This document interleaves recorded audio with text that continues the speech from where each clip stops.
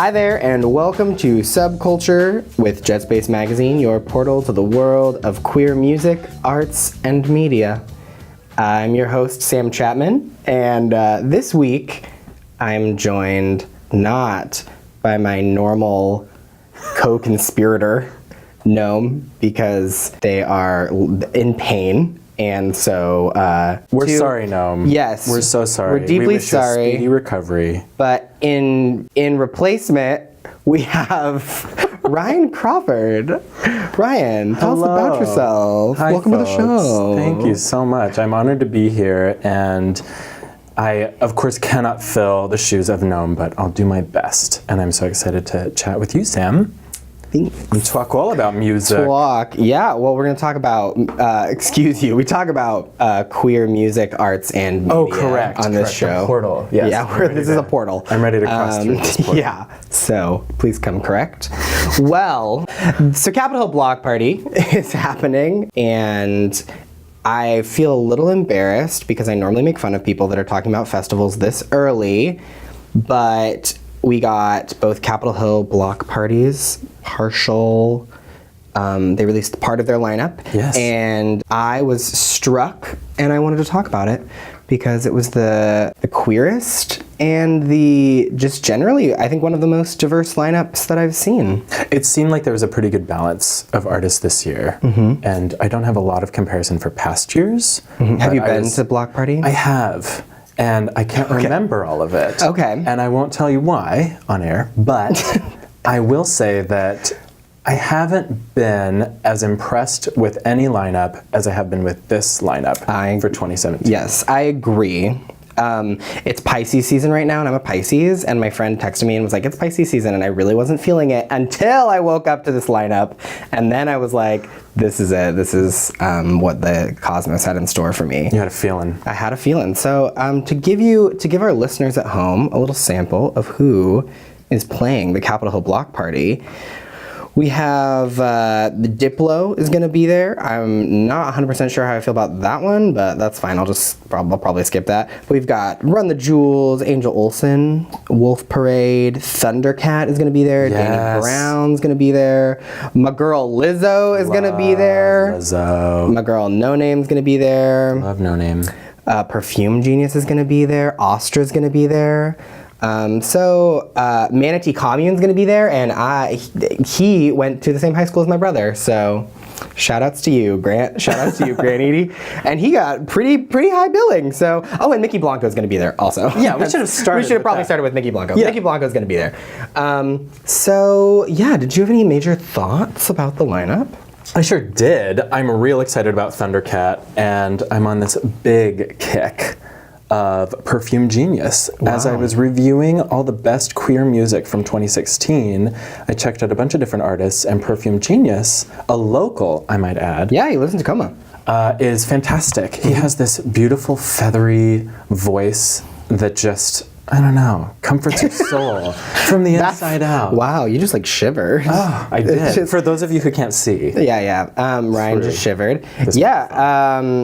So I think my first impression was that it was maybe the most representative lineup that I've seen in terms of both, I think, just general diversity, and also I think the most representative of the actual kind of topography of popular music right now. I find in general last year my big complaint with a lot of festivals, right, is that they tend to weight dance music very heavily. And this I will say is still pretty EDM heavy. For sure. We still have Diplo, and his weird energy, but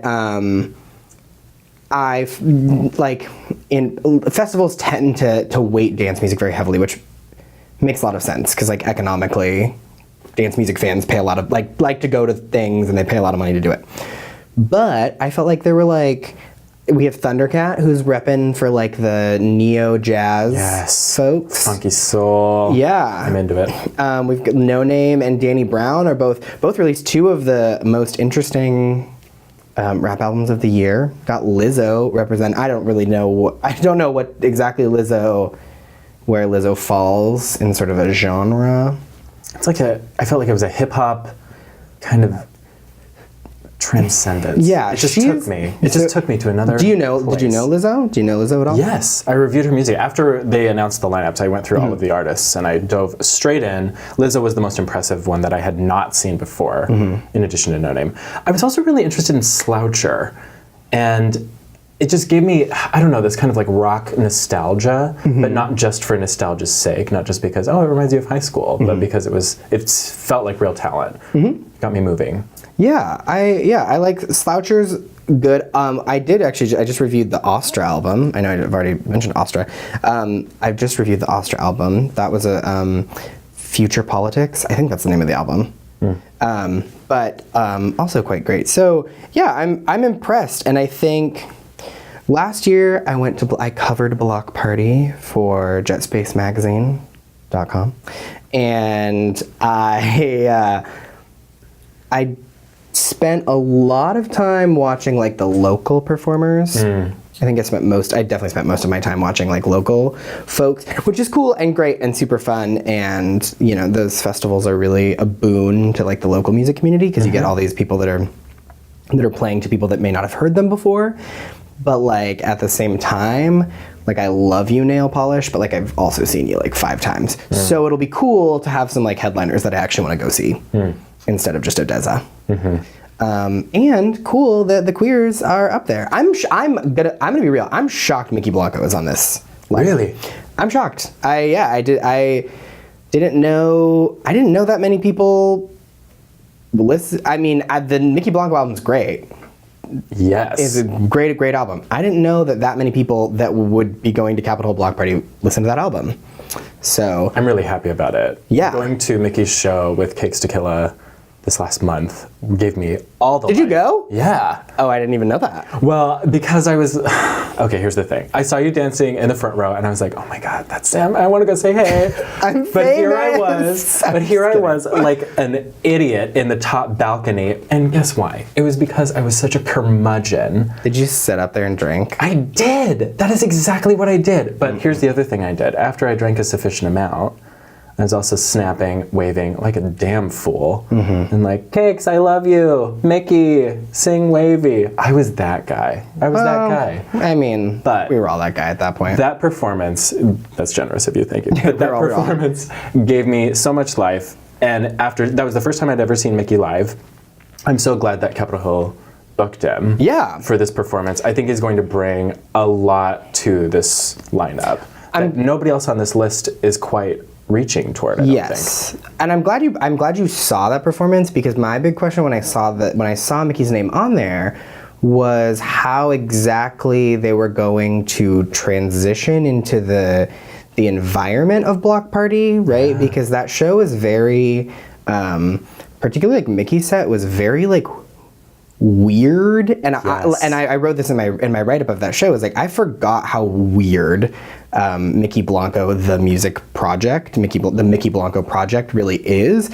When you go back and listen to those early EPs and those early mixtapes, you know, Mickey Blanco is obviously like a hip hop artist, or gets sort of pigeonholed as a hip hop artist a lot of the time, but it's like the references are really all over the place, and so I'm interested to see how that translates into broad daylight.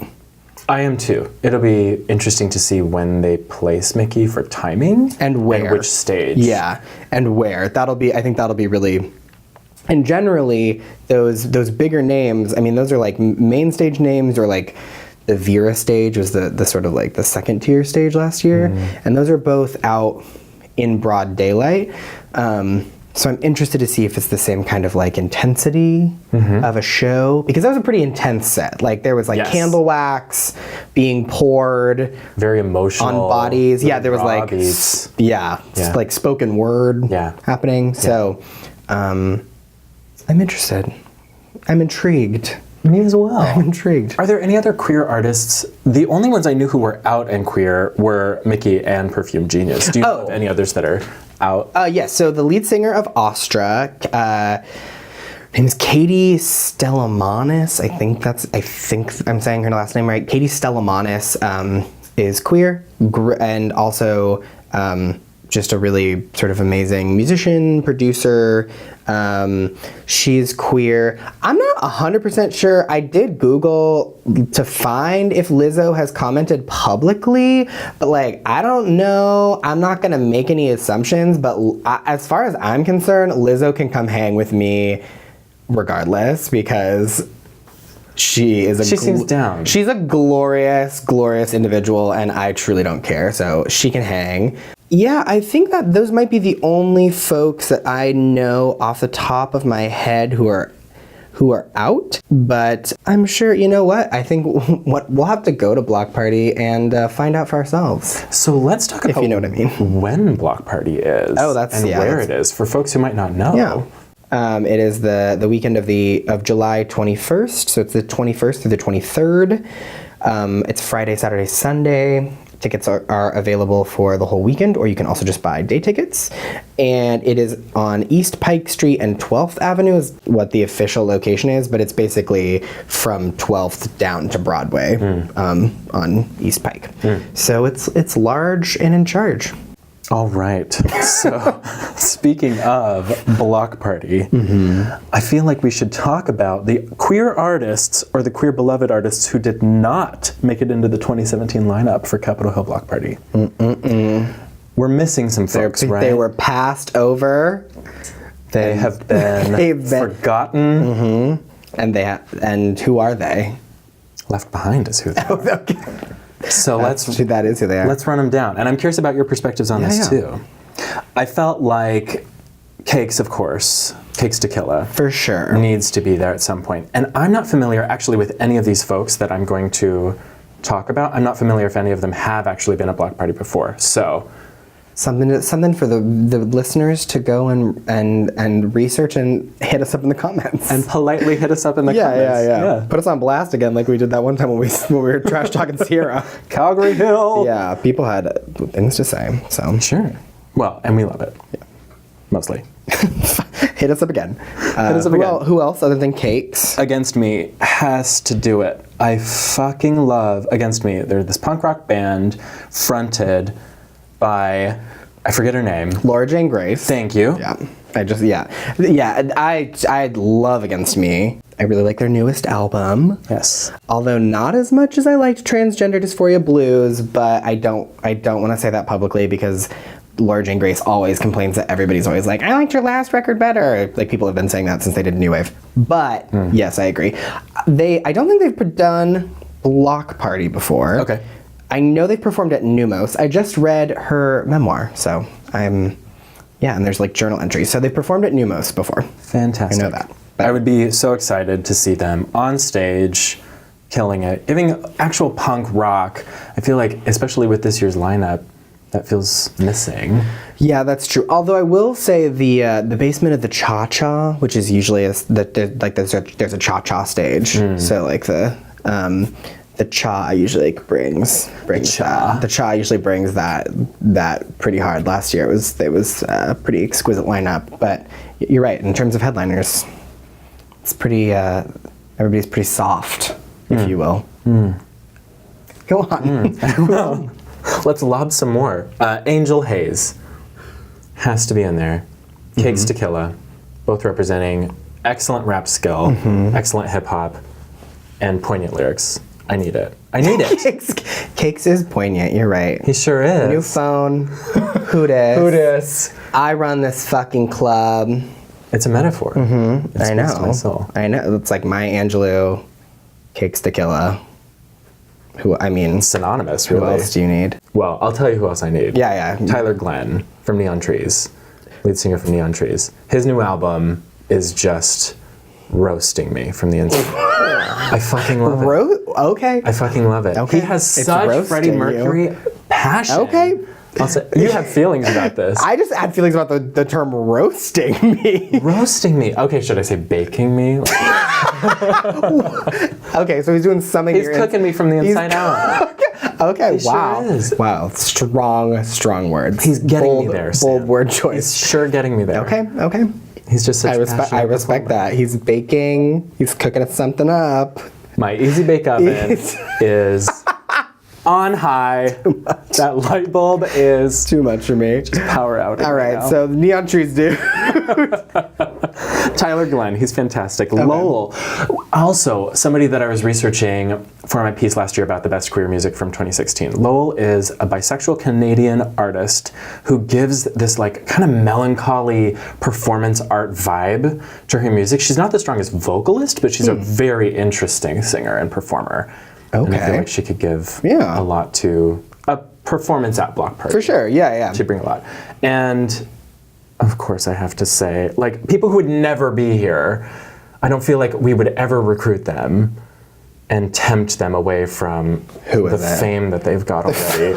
Or like, if you say Sam Smith right now, are you gonna say Sam Smith? I'm not. Okay, good. He's not on this list at all. Okay, thank God. I was like, girl, we're gonna have a conversation. I mean, I have some love for him, but I don't want him at Block Party. All right, well, Sam.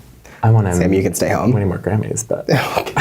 All right. Well, okay. Who's this establishment? For those of you who can't see right now, Sam just pulled out a razor blade. I have some strong, my throat. Some strong feelings about Sam Smith, but that's okay. Meanwhile, Michelle Ndegeocello. She is an artist from the 90s, the 2000s, and today. And the 2010s. She is a 2020s. Bisexual bass goddess who riffs a guitar like nobody's business. And she has been working like nonstop this entire time. She's released studio album after studio album, tours all the time. And I saw her live for the first time at the Triple Door, I think, several years ago. And just wanted to like, I don't really weep publicly, but the closest I came was that, and it was lactation, and it was. Your body is doing all kinds of. You have some like very bodily, like visceral body reactions to these people. So I mean, props to you. Absolutely. You're lactating and you're being baked from the inside. It's actually part of the process. Gotcha. Lactation is like step number 2. Okay. Add milk. Go. Okay. Sam. Oh. Okay. Well, Sam Smith wasn't on that list, so that's all You're happy about I'm happy about that, yeah. Childish Gambino. I want him here. I'm interested in what he has to say. I'm interested in what he would do. I just want him here in this room. I'm interested in what he has to say in this room. Sure enough. But on stage especially. I'm going to be honest, the most recent Childish Gambino, actually I'm going to be really honest, the project of Donald Glover's that I like the most is Atlanta. That's a common critique. I'm going to be real, the most recent Childish Gambino album was the best Childish Gambino album thus far, and I will go to the mat on that. Please step to me. I will go to the mat on that. But it was like, just okay. It was just okay. I'm sorry. I mean, so we'll have to have this conversation later, but that's fine. I'm pulling off my earrings and taking off my coats already. Okay, that's fine. But I like this difference of opinion. I appreciate that too. This is a respectful dialogue among peers. I'm trying to think. Well, okay, when I was thinking about this at work while I was doing the dishes. Tell me. I don't know if the Julie Ruin or any iteration of a Kathleen Hanna project has played Block Party. Maybe not, because I don't know her. She's pretty anti-corporate leaning, so maybe not. But the Julie Ruin just put out a record, and they were touring behind it. I guess they're probably like done now, and they're all based in New York. Like, I understand the practical things that are getting in the way here, but any Kathleen Hanna project, I'm just always down to watch Kathleen Hanna. So, and the Julie Ruin, I went to their show when they were here at the Showbox, and it was a great concert. So I would like to see that. I think that would translate really well to Block Party. Okay, the internet is all a Twitter. Go there. With rumors of a RuPaul tour of some kind. So like, I want to see RuPaul in full like glamazon mode. I want to see her in that like Bob Mackie, like the silver swimsuit with like the wings. Yes. And like the ringlet, the blonde like ringlet wig. I want to see RuPaul headline Capitol Hill Block Party. Headline. I want RuPaul top billing. Move over, Diplo. Yeah, I want Diplo out. I want Ru in. I don't know why when I was thinking about this, when we talked about this as like a topic, those were the two that came to mind, but those were the two that came to my mind. So I have no one else. I don't give a shit about anyone else. I just want Kathleen Hanna and RuPaul. And I feel great about that. Yeah, I won't shit on either of those. I'm very excited about this. Just built a really good festival. So speaking of RuPaul, I didn't even mean to segue into this, but we did. Totes organic. Woohoo! The new season of RuPaul's Drag Race comes out very soon. Yes. It's the 24th, is that correct? Yes, March 24th. Okay, you better know this. This is your business. This is your job to know this. And I'll talk about it more. So it starts March 24th. It's on VH1 this time. Yeah. We can get to that maybe. That'll be a whole. That's a whole chapter of your memoir. Yep. And last year I wrote this piece on my top 10 songs by RuPaul's Drag Race alumni. But I want to know what do you have any RuPaul, in honor, we should say, of the new season of RuPaul's Drag Race season 9. Yes. Let's talk our favorite Drag Race songs. Absolutely. And I'm going to say, I didn't do this in the piece, like I definitely used Supermodel You Better Work was my number one, which is a totally cheating. So I'm going to say for this, we're slicing Ru's music out because that is a whole body. I mean, that's a whole body of work in and of itself. I mean, sure. That's like 40 albums in and of itself. It's an idiom. 40 albums plus or minus remix albums. Right before we slice it out, I would say Peanut Butter by RuPaul because it's just so fucking catchy. Okay, yeah. I mean, for sure. Actually, there's a couple of Ru songs that I like, but we're gonna slice those out for now. We can come back. Sashay Away. Yeah, for now. Sashay Away, Ru, and then maybe you can come back later. But for Block Party. What do you got?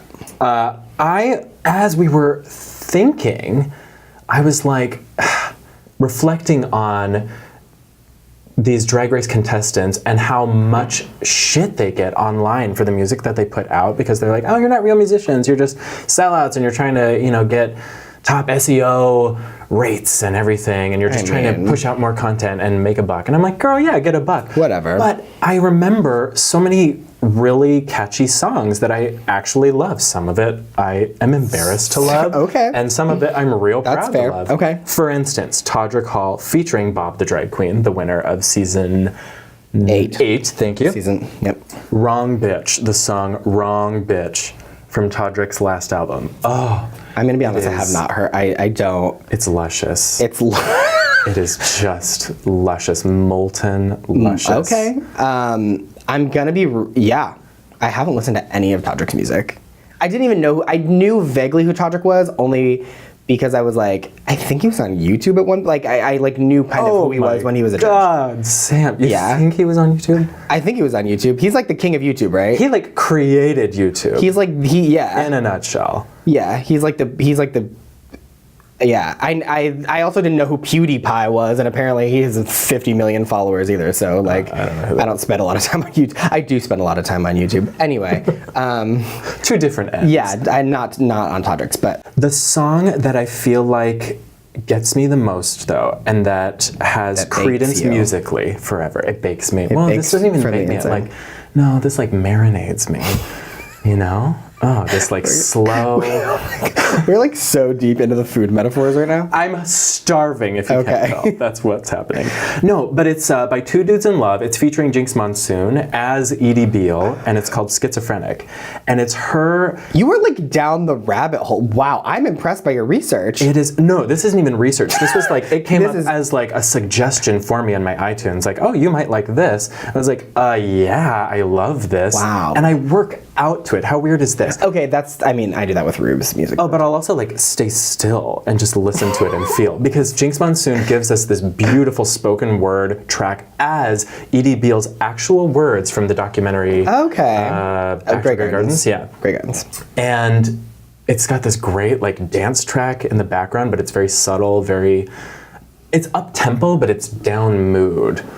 I don't know how to describe it. You just have to listen to it. It's up tempo but down mood. That's the stupidest way to describe it. It's okay, but I get it. It's melancholic. That's a better way to put it. Ooh, okay. Yes. Okay. And the subject matter is talking about how Edie Beale has been accused of being schizophrenic by people in her community. And so it's this song that makes you question, like, oh my God, am I crazy right now? Or is everybody going crazy? This is just beautiful. Let's keep dancing. Wow, I missed this one. Check it out. It's exceptional. Okay. It's exceptional. What about yours? I'm gonna get real. This is gonna be a real room. I don't love a lot of it. Yeah. When I was doing this list last year, I was digging pretty deep for a couple of, which is why I ended up making RuPaul number 1. I do really like Purse First. And here's why I think Purse First is maybe one of the most successful Drag Race tracks, is because it just like stops at being a meme. Like it's not reaching for anything more than just like being a meme, and like we're all in on the joke, and that's why it's like fun. I have trouble with like Adore and Courtney's album. Courtney's album's called Kaleidoscope or something, or so, yeah, like Fractals or something. I don't know, some weird like Marco reference or something. I don't know, fractal geometry. And like I have a bit of trouble with those just because they take themselves very seriously. Yeah. And a drag queen doing pop, like very serious, like Jordan Sparks pop music that takes itself really seriously sometimes is a bit hard for me. Which is why I think Manila Luzon has carved out a really kitschy, making fun of herself. That is true. Slice for herself. That's true. We were talking about this off mic, and that is true. I will give you that for Manila. Manila does not take herself seriously. Hot Couture is okay.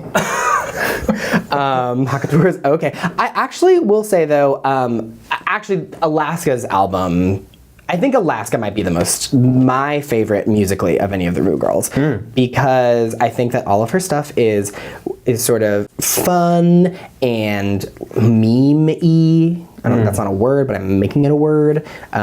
She's very fluent in the kind of like digital lingo, and she's a really amazing marketer, and she sort of incorporates a lot of these. She's really great at sort of like using her music to also kind of advance her own like mythology in a way that's like interesting. Also, some of it is really progressive. I appreciate. She has a song on her first album called, I want to say it's called I Love Your Pussy. It's either I love or I like your pussy, but either way she approves of your pussy. Either way she's down with it.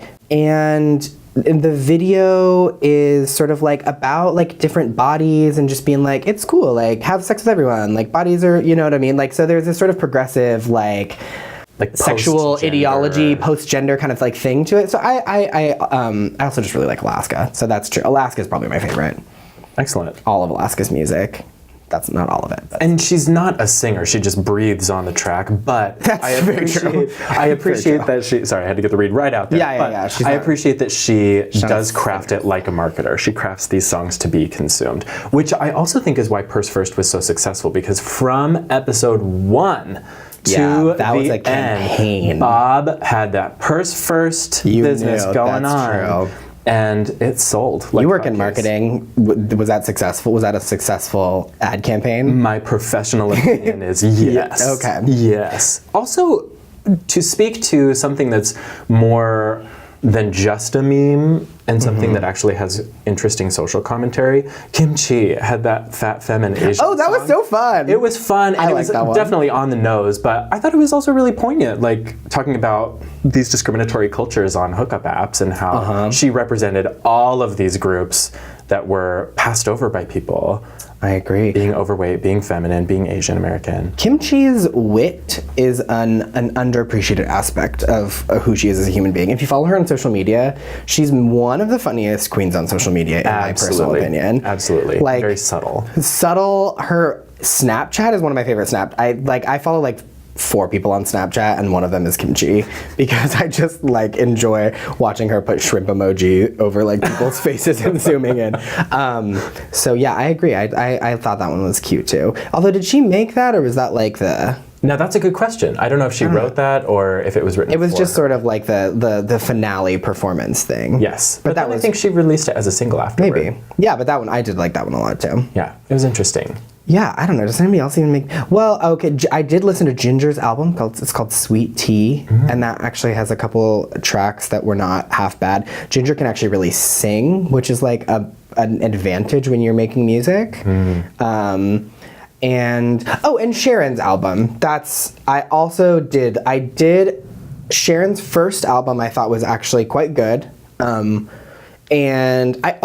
Sharon also has this really amazing spoken word piece that I don't think she has actually put out, but it's on YouTube, and it's called TV Will Never Love You, I want to say. Oh. And it's like this spoken word piece that's like very obviously in response to sort of like her win, and then, you know, the sort of fallout, and she and Alaska sort of very publicly broke up. There was this whole thing. Look on the internet. I'm not going to tell you what happened, but she does this really amazing spoken word piece that's very sort of like gritty and cool.